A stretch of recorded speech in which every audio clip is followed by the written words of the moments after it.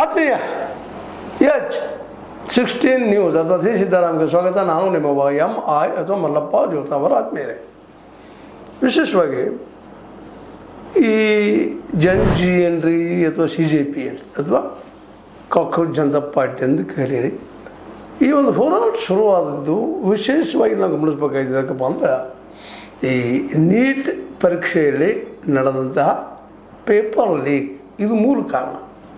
ಅದರ ಜೊತೆಗೆ ಕಳೆದ ಈ ಒಂದು 2017 ವಿಶೇಷವಾಗಿ ಪ್ರತಿ ವರ್ಷವೂ ಪೇಪರ್ ಲೀಕ್ ಆಗ್ತಾ ಬಂದು ಅನೇಕ ಬಡ ಅಥವಾ ಮಧ್ಯಮ ವರ್ಗದ ಪ್ರತಿಭಾವಂತ ವಿದ್ಯಾರ್ಥಿಗಳ ಹಕ್ಕನ್ನು ಕಸ್ಕೊಳ್ಳುವಂಥ ಕೆಲಸ ನಡೀತಾ ಇದೆ ಅನ್ನೋಂಥ ಆರೋಪ ಮೇಲ್ಮೇಲೆ ಕೇಳಿ ಆ ವಿದ್ಯಾರ್ಥಿಗಳಲ್ಲಿ ಒಂದು ಅಸಮಾಧಾನ ಈ ಸಲ ಸ್ಫೋಟಗೊಂಡ್ಬಿಟ್ಟದು.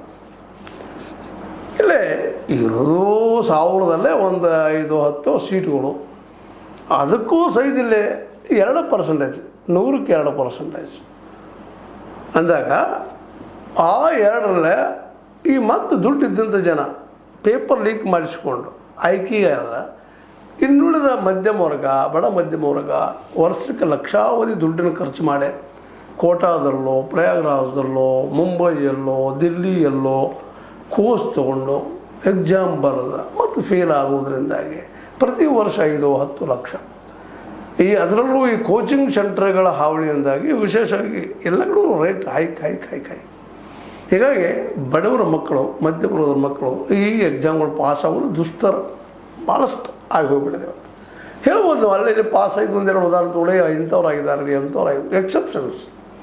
ಎಕ್ಸೆಪ್ಷನ್ಸ್ ರೂಲ್ಸ್ ಆಗೋದಿಲ್ಲ ಅನ್ನೋದು ನಮಗೆ ಗೊತ್ತಿರಲಿಲ್ಲ.